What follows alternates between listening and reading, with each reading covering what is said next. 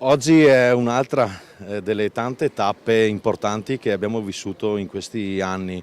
Non si tratta di un'inaugurazione ma di un cantiere aperto, perché grande era la curiosità da parte dei valdobbiadenesi quando qualche settimana fa è stata tolta l'impalcatura mostrando lo splendido intervento esterno che è stato fatto. È stato chiesto: ma perché non ci fate vedere cosa farete all'interno? Ecco, il cantiere aperto questo serve, e ecco che l'attaccamento dei valdobbiadenesi al Guicciardini, che è cosa nostra e rimane cosa nostra, è importante. È un bel gesto, oggi tanta gente presente a significare la grande vicinanza a tutti coloro che in questi anni si sono impegnati per il ritorno del Guicciardini a Valdobbiadene.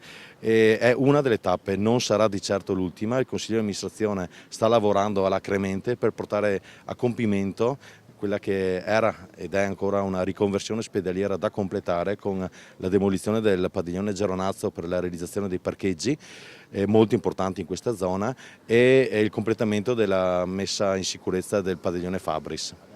Sì, certamente questa è un'importante tappa perché è conseguente all'inaugurazione della nuova casa di riposo. Questa era una promessa che era stata fatta, e quindi il recupero di questa ala monumentale dell'ospedale è importantissima, che non è solamente un recupero della facciata ma è un recupero proprio anche interno, dove andremo ad allocare sia attività amministrative che attività di ricovero.